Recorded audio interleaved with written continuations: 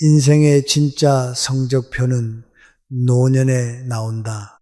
이 말은 곧 노년이 행복한 사람이야말로 결국 인생을 잘 산 사람이라는 뜻입니다. 젊을 때 아무리 잘 나갔어도 노년이 고독하고 불안하면 진짜 그 인생이 행복했다 말할 수 있을까요? 반대로 노년의 마음이 평안하고 좋은 사람들과 웃으며 살고 있다면 그 인생은 참 잘 살아왔다 말할 수 있을 겁니다. 돌이켜보면 우리는 먹고 살기 위해 정말 악착같이 살았습니다. 배고픈 시절을 견뎌내고 자식 뒷바라지하며 밤낮 없이 뛰면서 나는 언제쯤 쉴 수 있을까 그렇게 생각하며 견뎌왔습니다. 그런데 막상 나이가 들고 보니 이상합니다. 이제 좀 쉴만한데 왜 이렇게 마음이 허전할까요? 바쁘게 살 때는 쉬고 싶다고 그렇게 외쳤는데 정작 한가해지니 더 불안하고 외롭습니다. 젊을 때는 몰랐습니다.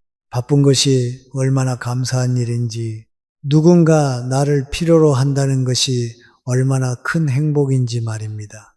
하지만 이제라도 늦지 않았습니다.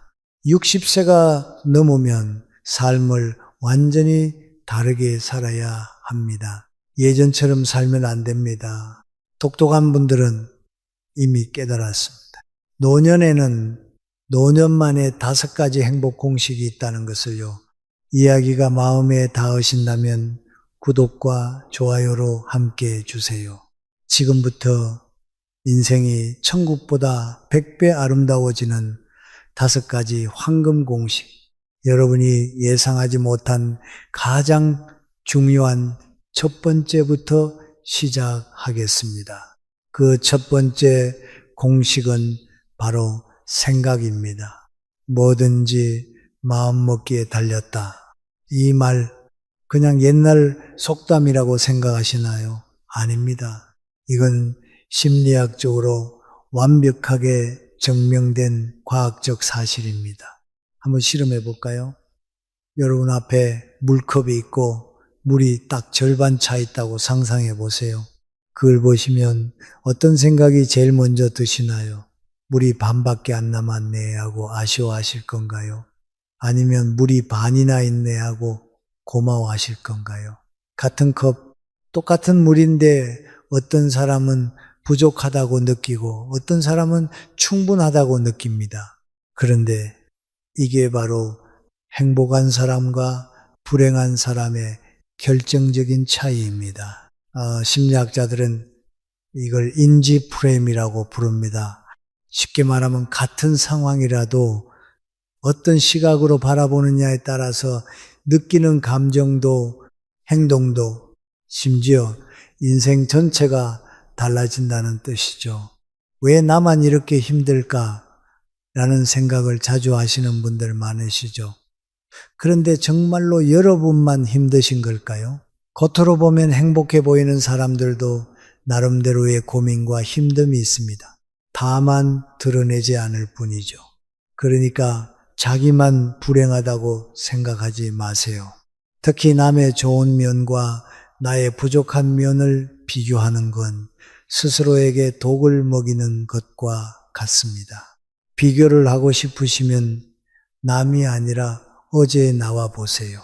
작년보다 지난달보다 조금이라도 나아졌다면 그걸로 충분히 잘하고 계신 겁니다. 그리고 나이가 들면서 자꾸 옛날 생각이 나는 건 당연합니다. 문제는 좋았던 기억보다 후회스러운 순간들이 더 자주 떠오른다는 거죠. 그때 왜 그랬을까? 조금만 참을 걸. 이런 생각들이 끝도 없이 밀려옵니다. 하지만 과거는 이미 지나갔고 절대 바꿀 수도 없습니다. 그러니까 과거를 자책하는데 에너지를 쓰지 마시고 그 경험을 교훈으로 삼아서 지금을 더 잘 사는데 집중해 보세요. 그리고 요즘 이런 말이 유행하죠. 죽기 전에 꼭 해야 할 버킷리스트. 거창한 인생 계획을 세우는 것이 물론 나쁜 것은 아닙니다. 하지만 그것보다 더 중요한 게 있습니다. 바로 오늘의 행복이에요. 생각해 보세요. 인생에서 복권, 당첨, 내 집 마련과 같은 큰 행복은 몇 번이나 있을까요? 손에 꼽을 정도입니다. 하지만 작은 행복은 매일매일 있습니다. 버스 정류장에 도착했더니 타려던 버스가 딱 맞춰 왔을 때 세탁하려고 바지 주머니를 뒤지다가 10,000원짜리를 발견하는 순간 선착순품을 봤는데 딱 내가 마지막 사람일 때 이런 소소한 기쁨들이 모이고 모여서 행복한 인생을 만드는 겁니다. 그러니 매일 밤 잠들기 전에 이렇게 말해보세요. 오늘도 무사히 하루를 마칠 수 있어서 감사합니다. 내일도 행복한 하루가 되기를 바랍니다. 과학에서는 우리가 반복적으로 생각하는 것을 현실로 받아들인다고 합니다. 즉, 긍정적인 말을 반복하면 반복할수록 그게 실제로 행복한 인생의 방향이 되는 거예요. 결국 행복은 외부에서 오는 게 아닙니다. 여러분 마음속에서 시작되는 겁니다. 그런데 아무리 마음을 긍정적으로 먹어도 혼자만의 세계에 갇혀 있으면 외로움을 피할 수 없습니다. 그래서 두 번째로 중요한 게 바로 사람입니다. 여러분 진짜 외로움이 뭔지 아세요? 혼자 있어서 외로운 게 아닙니다. 사람들 속에 있는데도 외로운 것, 가족이 있는데도 혼자라고 느껴지는 것, 이게 가장 깊은 외로움입니다. 하버드 대학교에서 무려 80년 동안 진행한 연구가 있습니다. 수천 명의 삶을 추적해서 조사한 결과 행복과 건강을 결정하는 가장 중요한 요인은 돈도 아니고 명예도 아니었습니다. 바로 좋은 인간관계였습니다. 나이가 들수록 관계는 자연스럽게 줄어듭니다. 직장 동료들과는 점점 멀어지고 친한 친구들은 하나둘 세상을 떠나고 자녀들은 바빠서 자주 만나지 못합니다. 피할 수 없는 현실이죠. 그래서 노년의 행복한 인간관계를 유지하시는 분들은 정말 특별한 방법을 쓰십니다. 먼저 배우자와의 관계입니다. 부부가 함께 늙어간다는 건 정말 큰 축복입니다.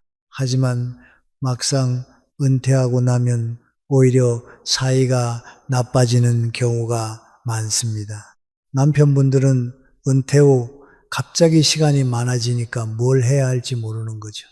그래서 아내 따라다니면서 이건 왜 이렇게 해, 저건 왜 저렇게 해 하고 잔소리 아닌 잔소리를 하게 됩니다. 반대로 아내분들은 평생 혼자서 잘해오던 일에 갑자기 누가 이래라 저래라 하니까 답답하고 짜증이 납니다. 제가 상담했던 한 아내분이 이런 말씀을 하시더라고요. 돈 잘 벌어다 주는 남편보다 더 좋은 남편이 뭔지 아세요? 집에 없는 남편이에요. 웃기면서도 슬픈 이야기죠. 그런데 관계가 좋으신 부부들은 이렇게 하십니다. 바로 각자만의 시간을 확실히 가지는 거죠. 하루 종일 붙어 있으니 사소한 것도 다 신경 쓰는 겁니다. 그러니 남편은 남편대로 친구도 만나고 운동도 하고 아내는 아내대로 취미생활도 하고 모임도 나가세요. 그러다가 저녁에 만나면 훨씬 더 반갑고 가리할 이야기도 많아지는 거예요. 주말에는 함께 나들이도 가시고 맛있는 것도 먹으면서 추억을 만드세요. 또 하나 중요한 게 대화입니다. 가수 주현미 씨도 라디오에서 이런 말씀을 하셨어요. 아내들이 바라는 건 팩트가 아니라 공감과 위로인데 남편들이 그걸 잘 모른다고요. 예를 들어 볼까요? 아내가 접시를 깨뜨렸다고 칩시다. 그러면 남편분들은 뭐라고 하세요? 눈은 장식이야. 왜 이리 조심성이 없어? 이렇게 핀잔부터 주시죠. 그런데 아내들이 진짜 듣고 싶은 첫 마디는 여보, 어디 다친 데는 없어 입니다. 반대로 남편분들도 상처받으십니다. 은퇴하고 나서 이제 좀 쉴까 싶어서 TV라도 편하게 보려고 하면 아내의 푸념이 시작합니다. 친구 남편은 은퇴하고 집안일도 돕고 여행도 자주 간다는데 당신은 맨날 TV만 보내. 남편들은 이런 비교 발언에 자존심이 상합니다. 평생 가족 위해서 열심히 일했는데 존중받지 못한다고 느끼는 거죠. 여러분, 배우자는 경쟁 상대가 아닙니다. 남은 인생을 함께 걸어갈 동반자예요. 서로 존중하고 배려해 주세요. 이게 행복한 부부의 모습입니다. 다음은 자녀와의 관계입니다. 여러분, 솔직하게 물어볼게요. 자식한테 보상받으려고 여태껏 애지중지 키우셨나요? 아니시잖아요. 그냥 우리 아이가 잘 됐으면 좋겠다는 마음 하나로 키우셨잖아요. 그런데 나이가 들면 자꾸 기대를 하게 됩니다. 이만큼 키워줬으니 이제는 날 챙겨줘야지 라는 무의식적인 기대 말입니다. 남의 집 자식은 여행을 보내준다더라. 냉장고를 바꿔준다더라. 이런 이야기 들으면은 우리 자식은 왜 안 그러나 섭섭해지시죠?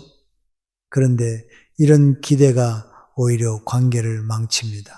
심리학에서는 이걸 감정적 거래라고 부르는데요. 사랑과 희생을 마치 은행에 저축하듯이 쌓아두고 나중에 이자를 붙여 돌려받으려는 심리입니다.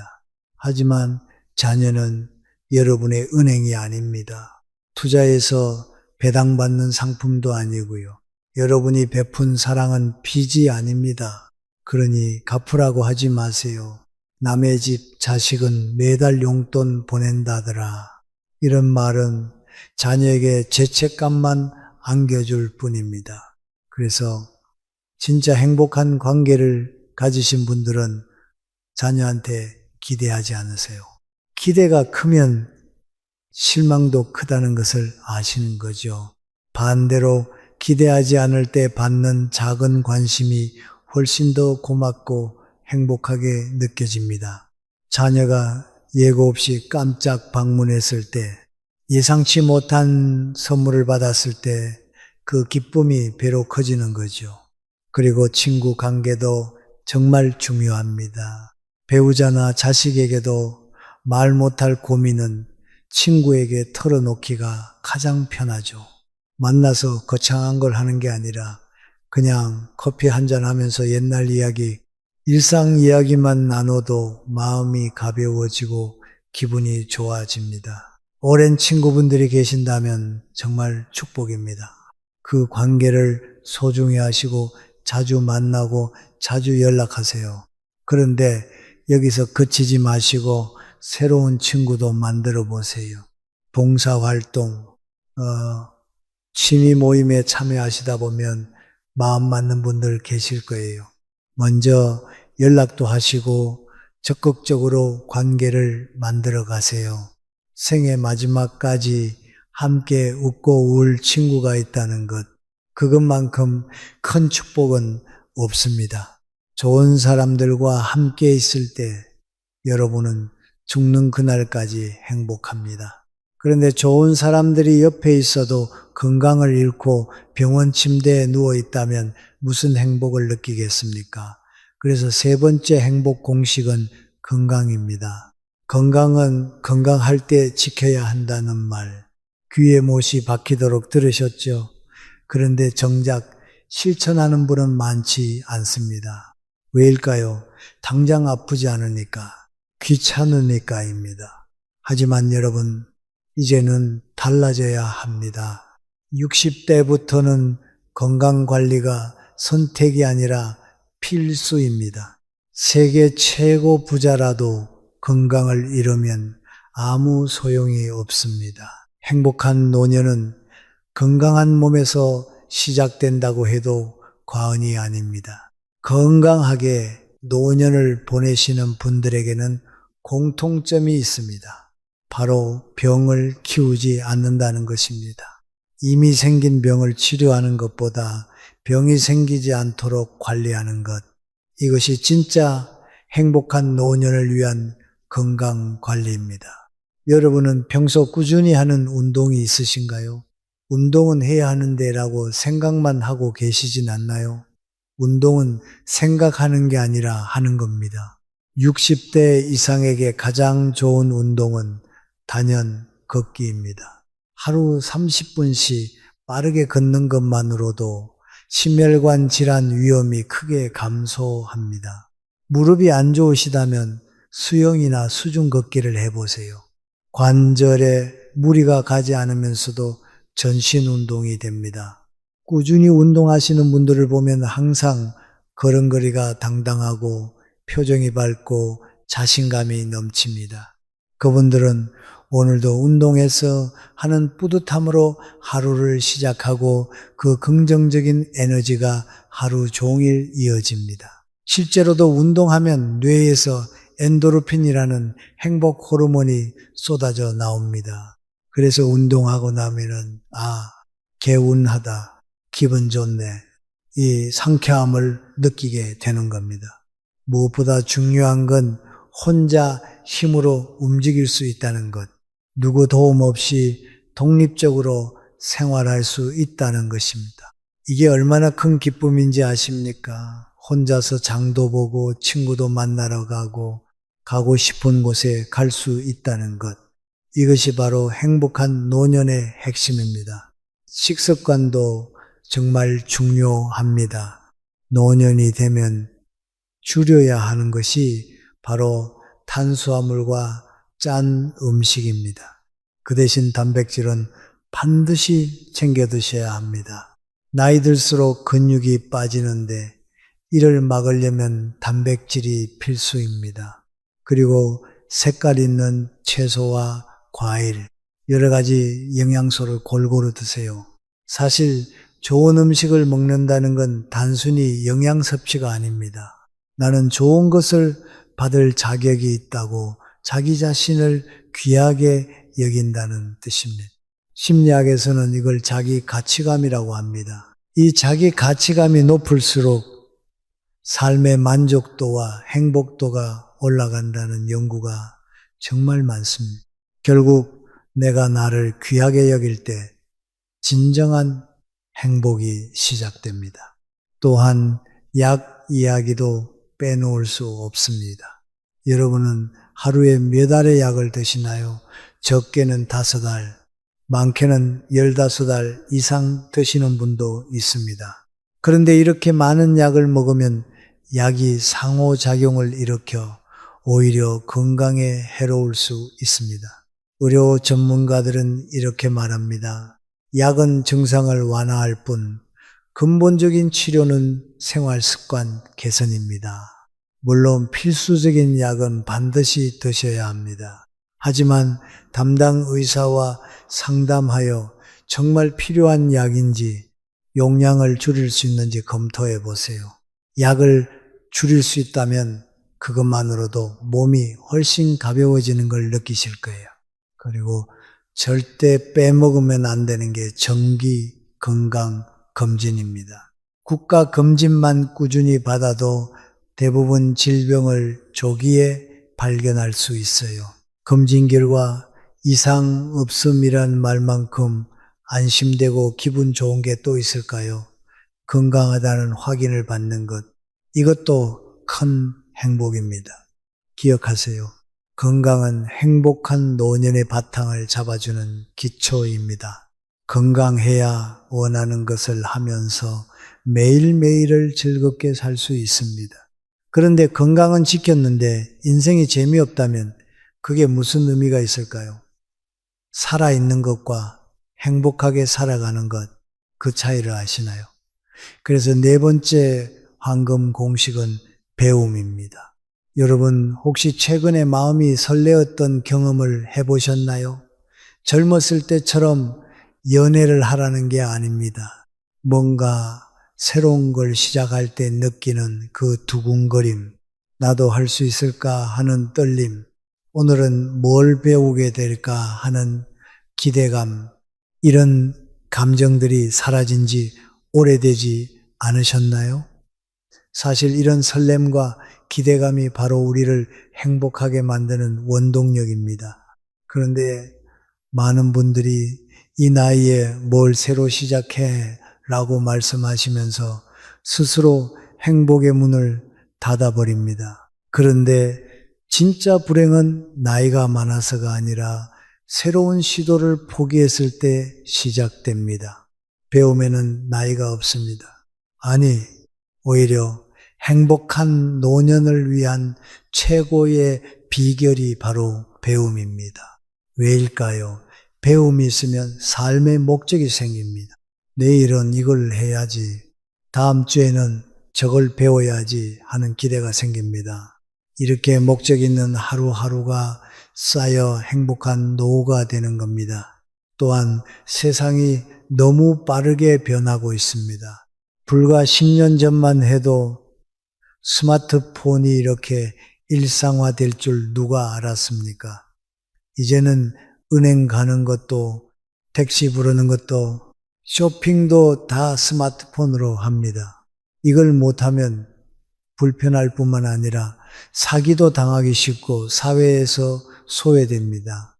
70대의 한 선생님은 2년 전부터 스마트폰 사용법을 본격적으로 배우기 시작하셨습니다. 주민센터에서 하는 스마트폰 교실도 다니시고 손주한테 물어보기도 하면서 하나하나 배우셨습니다. 지금은 어떨까요?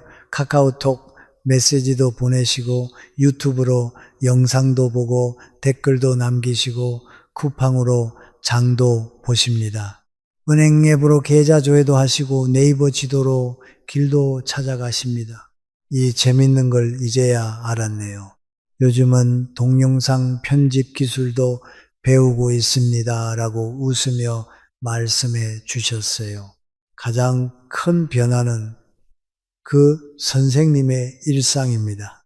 예전에는 오늘 뭐 하지 하며 무료하게 텔레비전만 보다가 잠들었는데 이제는 카카오톡에 사진도 올려야 하고 인터넷 쇼핑도 해야 하고 동영상도 편집해야 하시며 바쁘고 활기찬 하루를 보내고 계십니다. 여러분, 조선시대 다산 정약용 선생을 아시죠? 40살에 유배를 떠나 57살까지 18년을 갇혀 지냈습니다. 유배지에 도착했을 때 사람들은 대역죄인이라며 멀리 했습니다. 하지만 정약용은 이제야 참다운 공부를 할 수 있는 시간을 얻었구나라며 유배 생활 동안 500여 권의 방대한 저술을 남겼습니다. 유배에서 풀려난 후에도 75살에 돌아가실 때까지 배움을 멈추지 않으셨습니다. 매일 새로운 걸 연구하고 글을 쓰는 그 자체가 그분께는 가장 큰 행복이자 삶의 의미였던 거죠. 여러분이 평생 해보고 싶었던 게 뭔가요? 악기 연주는 어떨까요? 뇌 전문가들은 악기를 다루는 걸 뇌를 위한 최고의 운동이라고 표현합니다. 손가락을 섬세하게 조절해야 하고 악보를 읽어야 하고 리듬감도 필요하니까 뇌의 여러 부분이 동시에 활성화됩니다. 기억력과 집중력이 좋아지고 치매 예방에도 탁월하다고 하죠. 무엇보다 곡 하나를 완성했을 때 느끼는 성취감과 기쁨이 정말 큽니다. 이런 작은 성공 경험들이 쌓이면서 삶이 더욱 행복해집니다. 그림이나 서예도 훌륭한 선택입니다. 붓이나 연필을 잡고 작업에 몰두하다 보면 머릿속 잡생각이 사라집니다. 심리학에서는 이런 상태를 몰입이라고 부릅니다. 몰입 상태에서는 스트레스 호르몬이 감소하고 행복 호르몬이 증가합니다. 마치 명상과 같은 효과가 있는 거죠. 요즘은 유튜브만 켜면 요리에서부터 목공예, 뜨개질, 서예까지 없는 게 없습니다. 관심 가는 거 하나 골라서 천천히 따라해 보세요.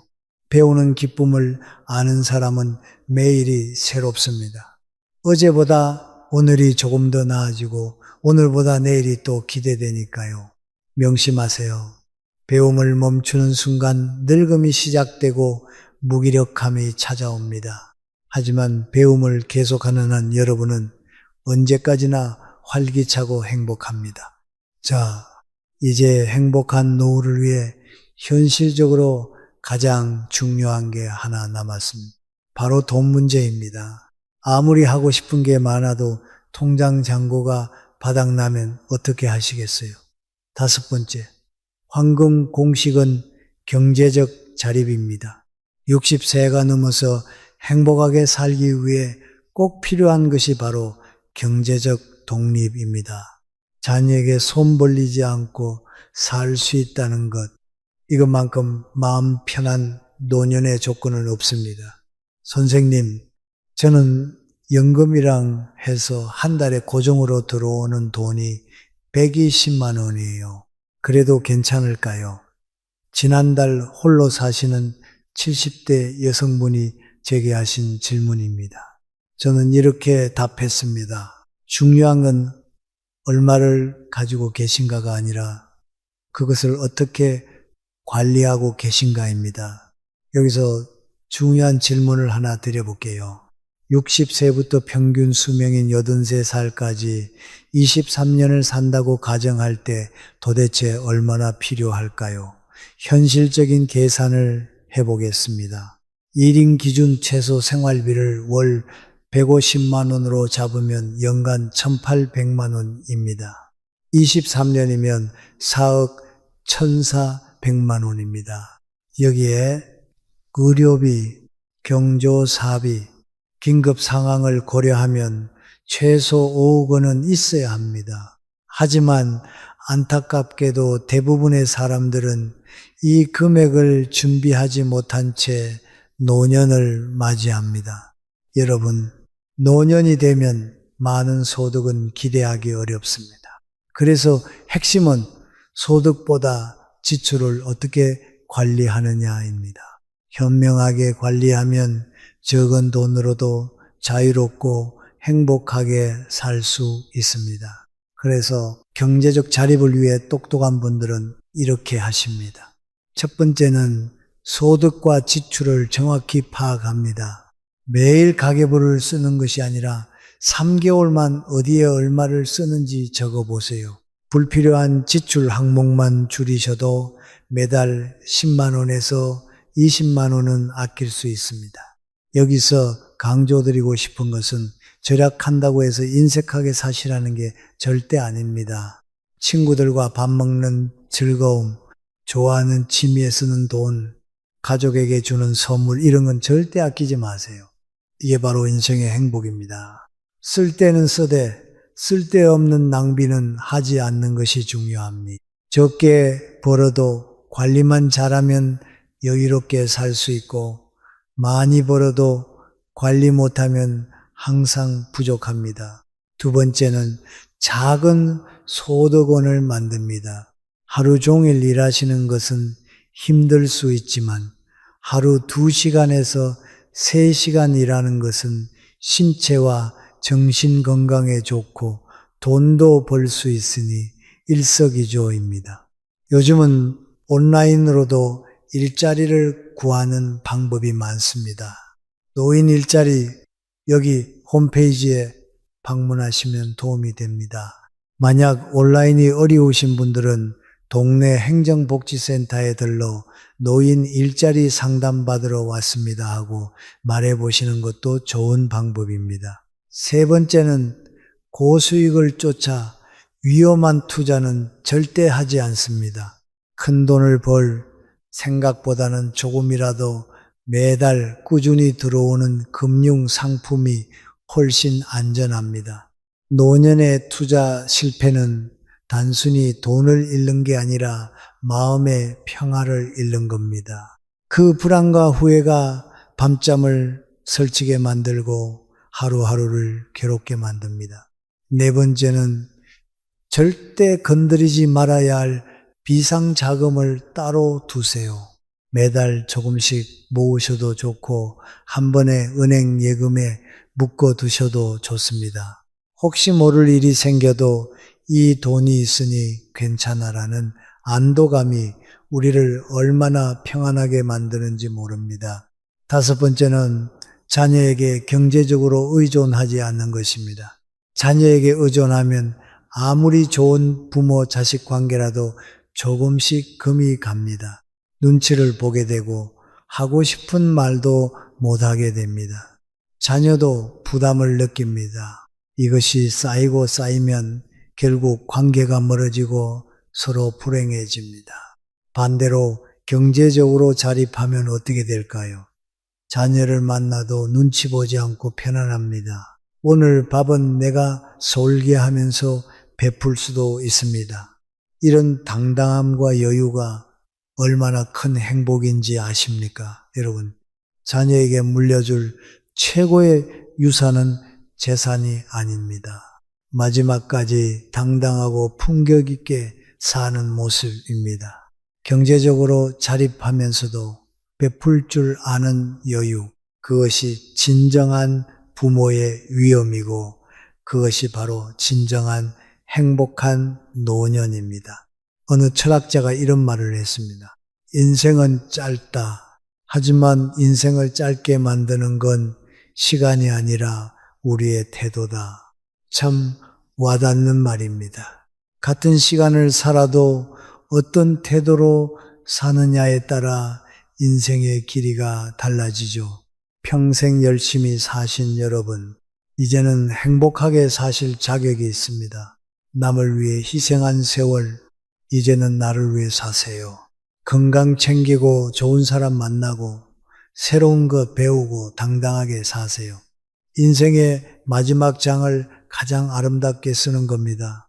천국보다 100배 좋은 노년은 먼 곳에 있지 않습니다. 바로 여러분의 선택 안에 있습니다. 오늘부터 시작하세요. 여러분의 행복한 노후를 항상 응원합니다. 시청해 주셔서 감사합니다.